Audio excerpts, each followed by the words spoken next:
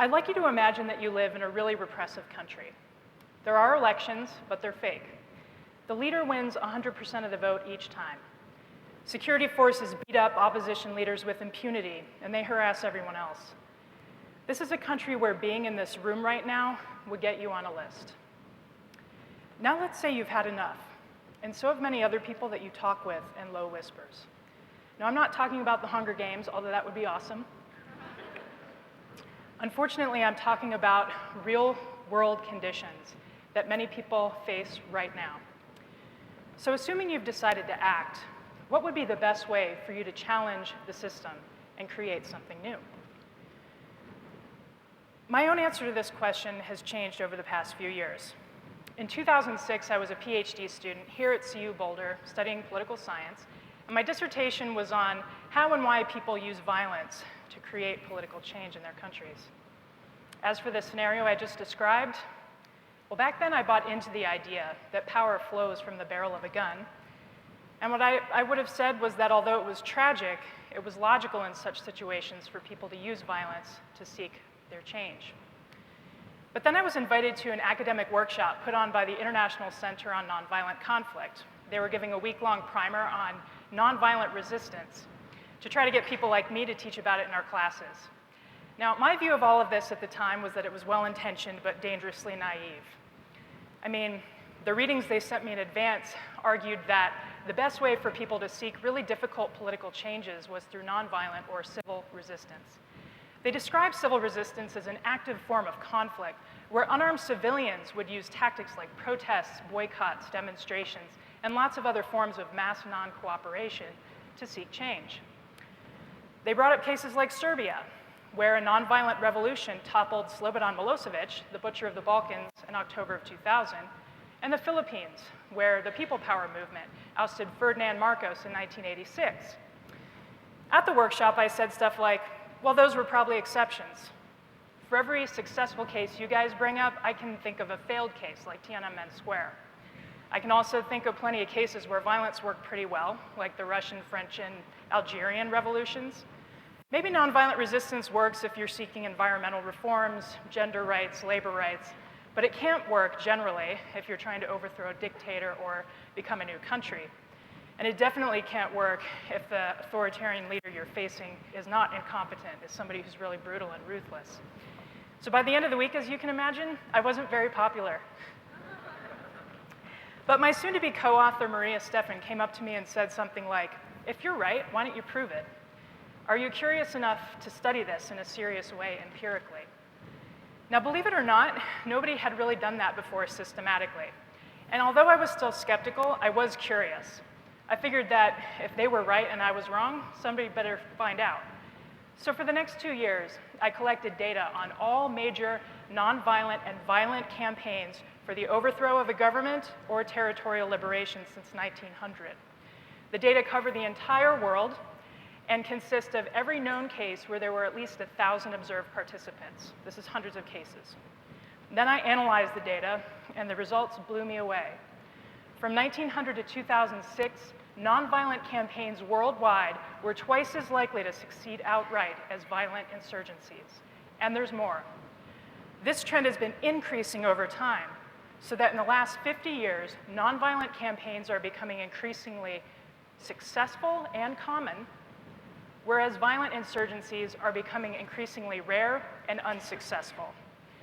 This is true even in those extremely brutal authoritarian conditions where I expected nonviolent resistance to fail. So why is civil resistance so much more effective than armed struggle? The answer seems to lie in people power itself. Researchers used to say that no government could survive if just 5% of its population rose up against it. Our data show that the number may be lower than that.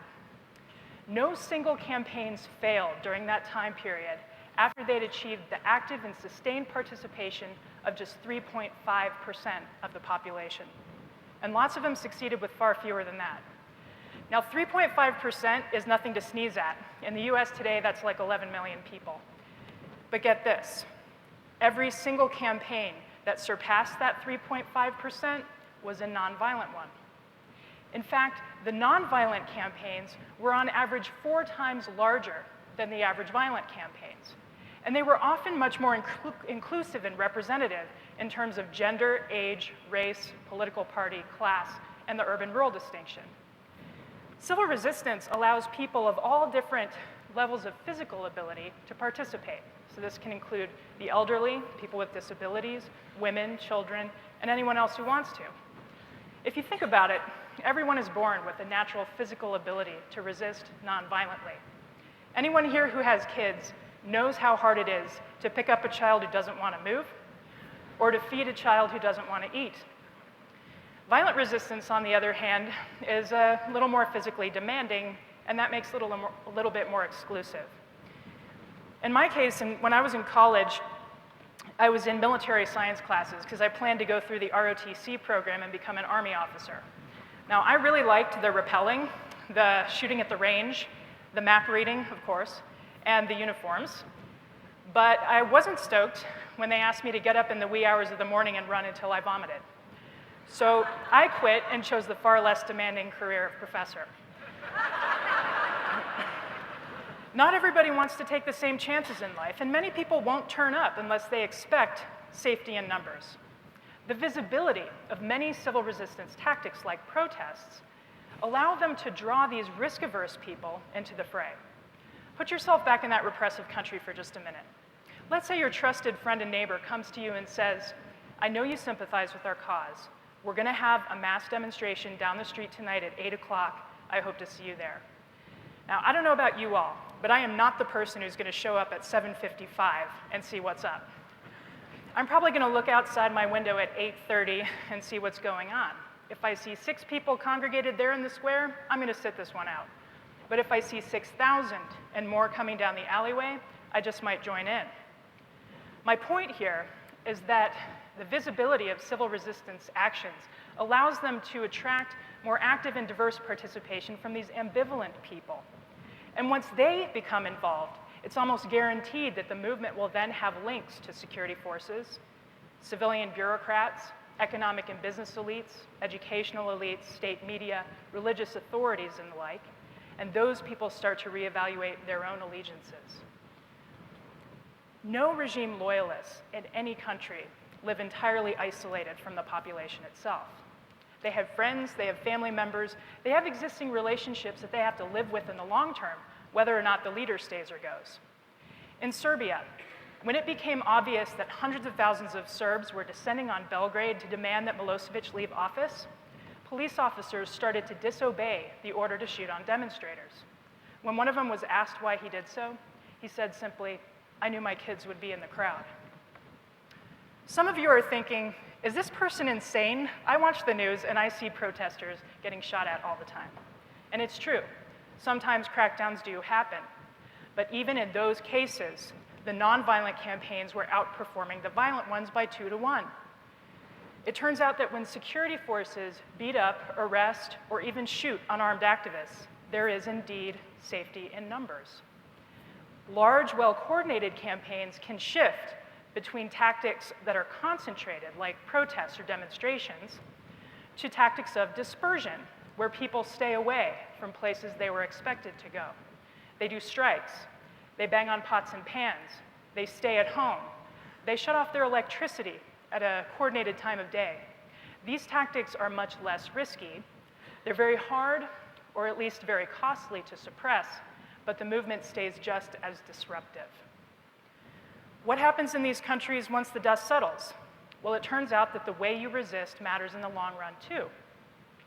Most strikingly, countries in which people wage nonviolent struggle were way more likely to emerge with democratic institutions than countries in which they wage violent struggle.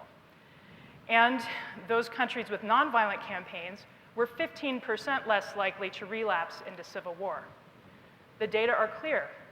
When people rely on civil resistance, their size grows. And when large numbers of people remove their cooperation from an oppressive system, the odds are ever in their favor. So, I and many others like me had ignored the millions of people worldwide who were skillfully using civil resistance in favor of studying just things that blow up. I was left with a few questions about the way I used to think. why was it so easy and comfortable for me to think that violence works?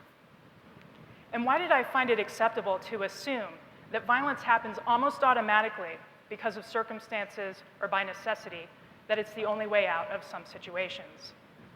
In a society that celebrates battlefield heroes on national holidays, I guess it was natural to grow up believing that violence and courage are one and the same, and that true victories cannot come without bloodshed on both sides. But the evidence I've presented here today suggests that for people serious about seeking change, there are realistic alternatives. Imagine what our world would look like now if we allowed ourselves to develop some faith in them. What if our history courses emphasized the decade of mass civil disobedience that came before the Declaration of Independence, rather than the war that came after? What if our social studies textbooks emphasized Gandhi and King in the first chapter, rather than that as an afterthought? And what if every child left elementary school knowing more about the suffragist movement than they did about the Battle of Bunker Hill? What if it became common knowledge that when protest becomes too dangerous, there are many nonviolent techniques of dispersion that might keep movements safe and active?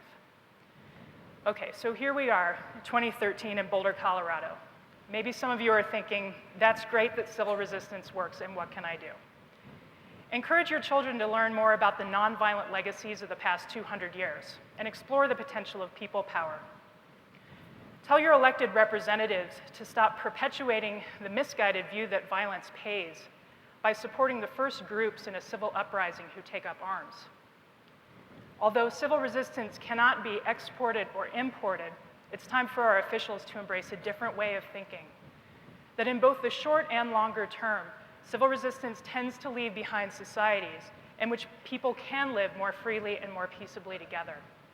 Now that we know what we know about the power of nonviolent conflict, I see it as our shared responsibility to spread the word so that future generations don't fall for the myth that violence is their only way out. Thank you.